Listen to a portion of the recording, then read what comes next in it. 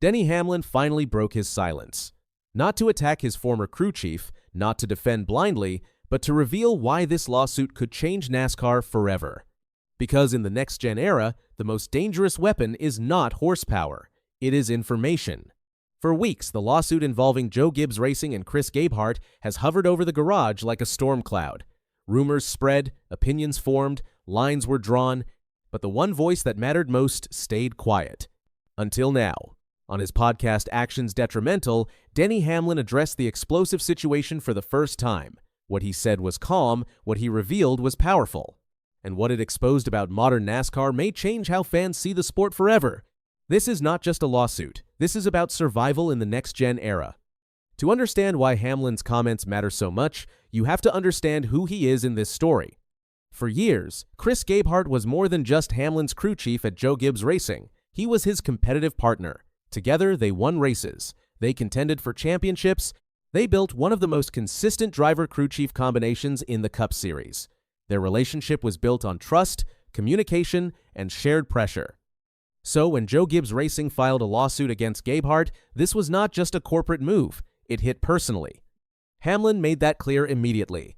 He emphasized that Gabehart is still his friend. He spoke with respect. There was no anger in his tone. No attempt to rewrite history. No effort to distance himself from the bond they built over years of competition. But then he shifted to something deeper. Reality. Hamlin explained why Joe Gibbs Racing had no choice but to respond aggressively. And in doing so, he pulled back the curtain on what truly drives modern NASCAR competition. The key phrase in his explanation was the next-gen era. When NASCAR introduced the next-gen car, it fundamentally changed how teams compete. For decades, teams built and developed their own chassis. Engineering departments searched for mechanical advantages. Fabrication shops experimented. Innovation often showed up in metal. That world is gone.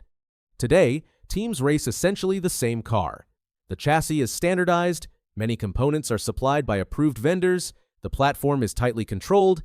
The difference between teams is no longer found in radical hardware advantages. It is found in information, setup data, simulation results, aero balance numbers, tire degradation trends, brake temperature management, pit strategy modeling, long-run projections, decades of archived track notes. Hamlin explained that in this era, those elements are everything. When the physical cars are nearly identical, the only true differentiator is what a team knows and how well they apply it. That knowledge is not built overnight. Joe Gibbs Racing has been one of the premier organizations in NASCAR for decades. Over that time, they have invested enormous resources into engineering departments, analytics teams, wind tunnel testing, simulation tools, and performance databases. Hamlin said the organization has spent tens, if not hundreds of millions of dollars building that competitive foundation. Think about what that means. Every race weekend produces data. Every practice session creates information. Every adjustment teaches something. Every mistake reveals a weakness. Over time, that builds into a massive institutional memory. Patterns emerge. Trends are cataloged. Strategies are refined. That information becomes intellectual property. And in a sport where races are often decided by tenths of a second, that property becomes priceless. During the podcast, Hamlin asked a question that cut through all the noise. How much faster would any team be if they had access to all of a rival organization's information? That question changes the way you look at this situation. Because this lawsuit is not about hurt feelings, it is about competitive advantage. If one organization were to gain insight into another team's long-run balance notes at specific tracks, that alone could shorten the learning curve dramatically. If a team suddenly understood a rival's aero philosophy at superspeedways, that could shift race day strategy instantly. If tire fall-off data or pit timing algorithms were exposed, it could alter how entire events unfold. In the next-gen era, the difference between winning and finishing 10th can be microscopic. Data is oxygen. Remove it, and you suffocate. Steal it, and you transform overnight. Hamlin made it clear that from Joe Gibbs Racing's perspective, protecting that advantage is not optional, it is existential. What makes Hamlin's comments even more fascinating is his unique position in the sport. He is not only a veteran driver for Joe Gibbs Racing, he is also a co-owner of 2311 Racing. That means he understands both sides of the equation. He understands what it costs to build competitive infrastructure. He understands how fragile a performance edge can be.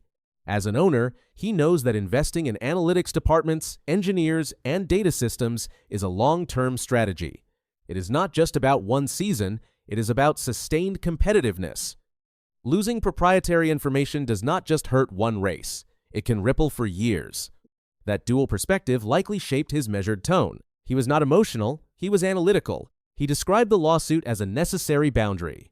In a spec car environment where everyone races similar hardware, intellectual property becomes the last frontier of differentiation. If that frontier is compromised, the entire business model shifts. Hamlin also acknowledged the emotional strain of navigating this situation. Being a friend to Gabehart while remaining loyal to Joe Gibbs Racing is not simple. There is tension there. There has to be. But Hamlin did not dodge that tension. He faced it directly. He made it clear that friendship and business are separate lanes. Respecting someone personally does not mean ignoring the competitive stakes. That distinction is important. In professional sports, especially at the highest levels, relationships are layered. Teammates become competitors. Former allies join rival organizations. Personnel move between teams. The garage is both tight-knit and fiercely competitive. What Hamlin revealed is that beneath that surface camaraderie lies a hard line when it comes to data. NASCAR has always been competitive, but the modern version of the sport operates more like a technology company than a backyard fabrication shop. Teams employ engineers with advanced degrees. They run simulations that predict race scenarios. They analyze thousands of data points per lap. This is not guesswork. It is calculation. When Hamlin explained why Joe Gibbs Racing had to act aggressively, he was explaining that calculation. If an organization believes its proprietary systems or data could be compromised, it must respond decisively. Not to send a message, not to make an example, but to protect years of investment. Fans sometimes romanticize racing as purely mechanical, driver skill, raw speed, courage. Those elements still matter. They always will. But modern NASCAR is layered with analytics and information warfare. The best teams do not just build fast cars, they build smarter systems. And those systems are guarded fiercely. Hamlin's podcast episode did something rare. It provided an insider perspective without descending into chaos. He did not inflame the situation, he contextualized it. He explained why teams treat data protection as life or death. He clarified why aggressive legal action can coexist with personal respect. He acknowledged the emotional complexity while standing firm on the competitive logic.